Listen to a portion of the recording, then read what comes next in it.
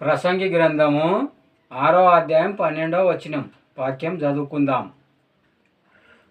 నీడవలే తమ దినములు వ్యర్థంగా గడుపుకొను మనుషులు బతుకుదు ఏది వారికి క్షేమకరమో. ఇక్కడ ప్రసంగి ఏమంటున్నాడంటే, మనుషులందరూ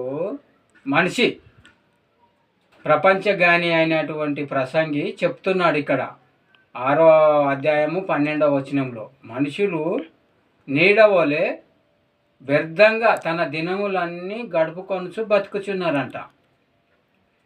నీడకు అనేది ఒక స్థిరత్వం అనేది ఉండదు. పొద్దుగాలనేమో ఇక్కడ ఉంటుంది, మళ్ళా మధ్యాహ్నం ఏమో సెంటర్కి వస్తుంది, సాయంత్రం కాగానే అక్కడ పోతుంది. ఒక దిక్కంటూ స్థిరంగా ఉండదు. అట్లాగే మనుషులు గుట్ట దినాలన్నీ గుట్ట వ్యర్థంగా చేసుకుంటూ వ్యర్థంగా బ్రతుకుతున్నారంట. జ్ఞాని అయిన ప్రసంగి చెప్తున్నాడు.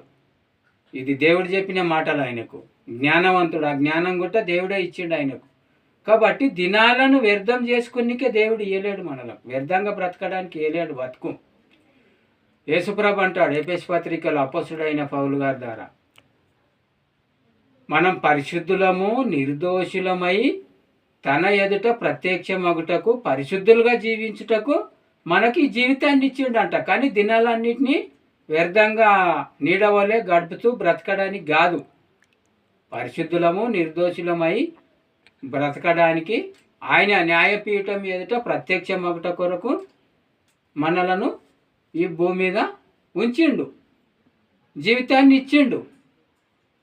కాబట్టి ఇంకొక మాట కూడా ఏమంటాడంటే, అదే ఎఫెసు పత్రికలో, భూమికి పునాదులు అంటే జగతి పునాది వేయబడక ముందే తన దయా సంకల్పం చొప్పున తన మహిమకు ఆయన నామానికి కీర్తి కలుగుటకు తన దయా సంకల్పం చొప్పున మనలను కన్నాడంట. ఎప్పుడు కన్నాడంట? ఎప్పుడు కావాలి అనుకున్నాడంట మనలను? భూమికి పునాదులు వేయబడక ముందే మనం కావాలి అని దేవుడు యేసుప్రభు మనలను కోరుకున్నాడంట. అంతేగాని నీడవలే నీడ గతించినట్లు దినాలన్నీ వ్యర్థంగా బ్రతకడానికి కాదు.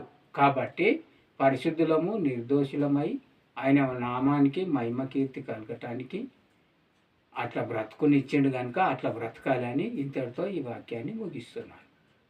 పరిశుద్ధుడా, ప్రేమగల తండ్రి, మేము పరిశుద్ధులము నిర్దోషులమై మరి నీ దయా సంకల్పం చొప్పున మేము జీవించుటకు నీ నామానికి మహిమ కలుగుట కొరకు ఈ భూమి మీద మాకు జీవితాన్ని ఇచ్చారు. కానీ నీడవలే దినములన్నీ వ్యర్థంగా బ్రతకడానికి కాదని గుర్తు చేసి వాక్యం ద్వారా మాట్లాడినందుకు నీకే కృతజ్ఞత చెల్లిస్తూ మన ప్రభువైన యేసుక్రీస్తు నామమున అడిగి వేడుకుంటున్నాము తండ్రి.